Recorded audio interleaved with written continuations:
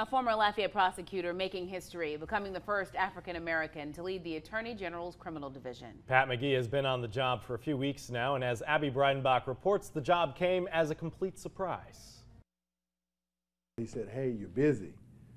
And I said, "You still the Attorney General of the state of Louisiana?" And he said, "Yeah."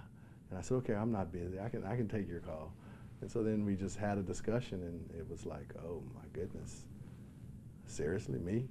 Pat McGee spent more than a decade as a prosecutor under former District Attorney Mike Harsin.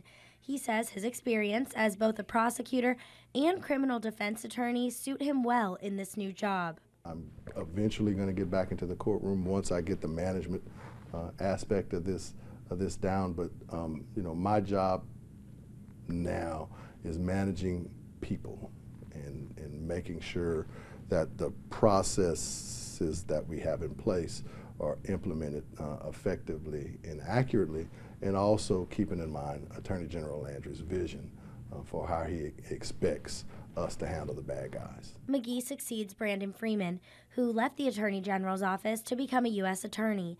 He says he's excited to follow in Freeman's footsteps. It made it pretty easy on me because I agreed with the direction that he wanted to go. Now, of course, we're going to look and always try to make ourselves better, but we're not interested in change just for the sake of change. As for making history, McGee says he's honored and humbled. I never thought, you know, at 49, as I tell Ruth, I'm 50-ish.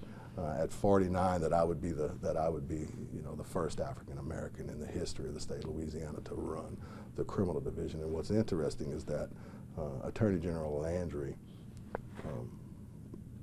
I do not believe saw race in this. I do believe that he felt as though I would be the best person at this time in history to have this job. And I must say I concur with that opinion. In Baton Rouge, Abby Breidenbach, KATC TV3.